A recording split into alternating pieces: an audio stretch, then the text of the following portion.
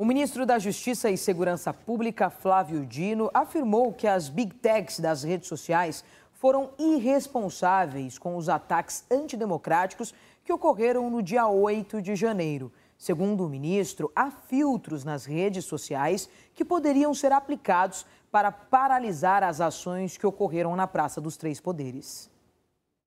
Após a crise dos atos de 8 de janeiro, o ministro da Justiça, Flávio Dino, aproveitou para defender uma das pautas mais polêmicas levantadas pelo governo Lula, a regulação das mídias sociais. Nos últimos dias, o governo voltou a defender que as empresas de tecnologia que atuam no setor de redes sociais devem ser responsabilizadas pela propagação de conteúdos que violem ou encorajem a violência da lei.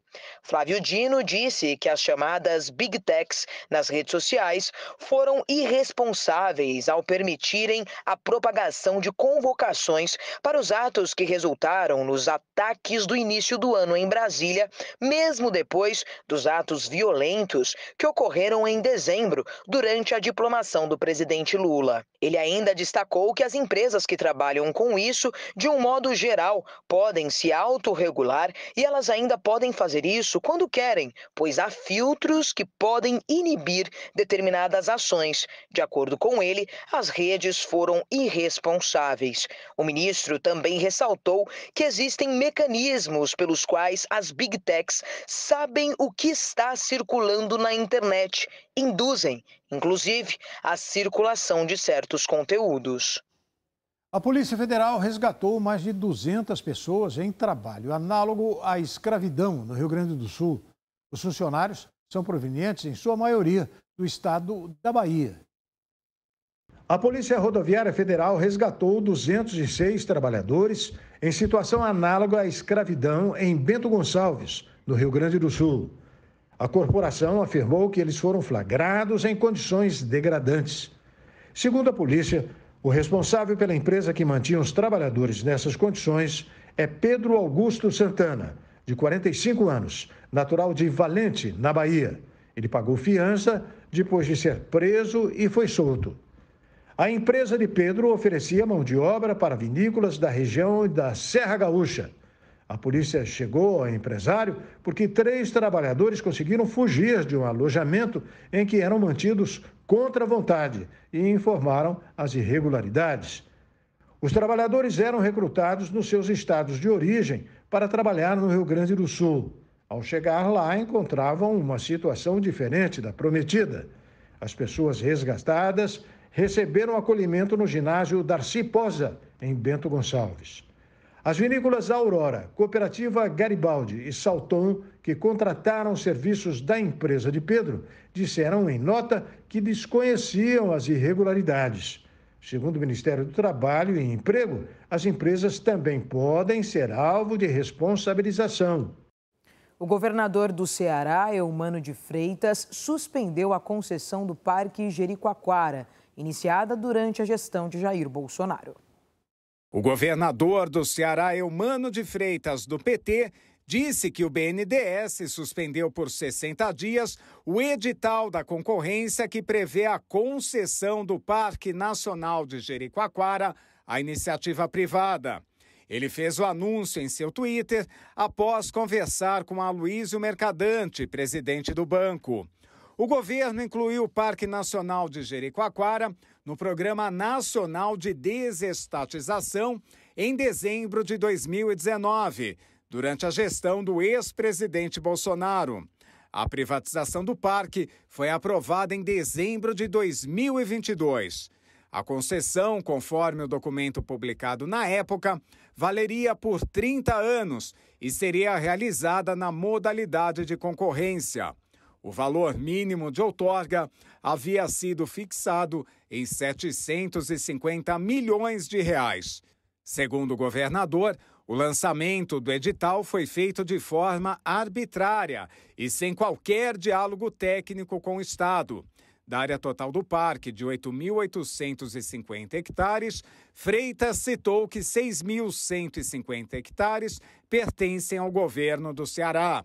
Ele afirmou ainda que o Estado realizou diversas benfeitorias na área, preservando o turismo sustentável e o desenvolvimento econômico da região. O parque está localizado no litoral oeste do Ceará, nas cidades de Jijoca de Jericoacoara, Cruz e Camocim. As centrais sindicais planejam um ato unificado em 1º de maio, Dia do Trabalhador, no Vale do Anhangabaú, em São Paulo. As centrais sindicais têm avançado em um acordo para realizar um ato unificado de 1º de maio no Vale do Anhangabaú, na região central de São Paulo. Elas devem bater o martelo nos próximos dias, em reunião dos dirigentes de centrais como CUT, Força Sindical e UGT. Representantes da Força Sindical reuniram-se com o prefeito de São Paulo, Ricardo Nunes, e solicitaram a utilização do Anhangabaú. As tratativas também terão que passar pela Viva o Vale, concessionária, que administra o espaço desde 2021. A escolha das centrais está marcada pelo simbolismo ligado ao histórico de manifestações populares que ocorreram no local. Em abril de 1984, por exemplo, milhares de pessoas ocuparam o Vale do Anhangabaú para o comício das Diretas Já, movimento que pediu o fim da ditadura militar e a volta de eleições diretas para presidente. Em 2022, o ato das centrais ocorreu na Praça Charles Miller, em frente ao estádio do Pacaembu. Contou com a presença do então candidato Luiz Inácio Lula da Silva e ficou marcado pela apresentação da cantora Daniela Mercury. Devido à previsão de chuvas no litoral paulista para esta segunda-feira, a Defesa Civil do Estado recomendou atenção às áreas de risco na região. O último temporal deixou 64 mortos em São Sebastião e 1 em Ubatuba, além de mais de 1.000 desalojados e desabrigados. Uma semana após o maior temporal já registrado no Brasil, as equipes continuam focadas para ajudar as vítimas no litoral norte de São Paulo. Além de ONGs, agentes de saúde e outros que se sensibilizam e se mobilizam em um momento tão triste como esse, e que pede muita solidariedade. O temporal começou a castigar as cidades no dia 19, por volta das 2h30 da madrugada. Nós estávamos deitados, aí escutei uns barulhos, né? Aí quando eu levantei, já foi as pedras já derrubando tudo, levando tudo, né? Aí as casas já caíram, já, aí a gente sabe. Correr e socorrer um ao outro, né? O maior volume de chuva foi registrado em Bertioga, 683 milímetros, um recorde no país. Por lá, até a utilização de embarcação foi necessária para se locomover no que um dia atrás podia ser percorrido a pé. Dezenas de pessoas perderam suas casas. Em Guarujá, Caraguatatuba, Ilhabela, Ubatuba e São Sebastião, também foi decretado o estado de calamidade pública já no dia da tempestade. Além das moradias perdidas debaixo d'água e arrastadas por deslizamentos, em Ubatuba uma pessoa morreu e em São Sebastião 64 pessoas. As doações continuam e a prioridade segue no socorro às vítimas e no atendimento aos mais de 1.090 desalojados e 1.346 desabrigados. No último sábado, o vice-presidente Geraldo Alckmin visitou o município de São Sebastião. Ele falou sobre uma determinação do presidente Lula que o governo federal, em parceria com o governo paulista, promova ações para a reconstrução dos municípios afetados, investindo no escoamento de águas pluviais, em saneamento e em habitação. Devido às mudanças climáticas, o país tem registrado eventos climáticos cada vez mais intensos e frequentes nos últimos anos. Especialistas alertam que o país precisa de uma reformulação na política pública para evitar tragédias ainda maiores.